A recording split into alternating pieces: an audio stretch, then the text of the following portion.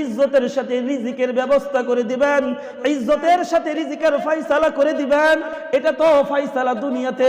আল্লাহর রাসূল সাল্লাল্লাহু আলাইহি ওয়াসাল্লাম বললেন যে হাসরের ময়দান যখন কায়েম হয়ে যাবে, কেউ কাউকে চিনবে না, একজন আরেকজনের জন্য পেরেশান হয়ে থাকবে, ভাই ভাইকে চিনবে না, কেউ কারোর সাথে কোনো সম্পর্ক থাকবে না।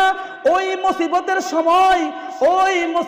সময় আল্লাহ রাব্বুল আলামিন ওই হাফেজে কোরআনের পিতামাতাকে আল্লাহ রাব্বুল আলামিন ওই হাসরের ময়দানে স্বর্ণের মুকুট দিয়ে দিবেন, স্বর্ণের মুকুট। মানুষেরা জিজ্ঞাসা করবেন তারা কারা, তারা কারা? পেরেশানির মধ্য দিয়ে জিজ্ঞাসা করবেন তারা কারা? আমরা তো অনেক পেরেশানিতে রয়েছি।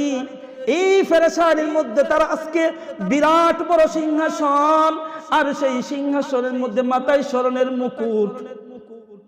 ফেরেশতারা বলবেন তারা তো ওই ব্যক্তিরা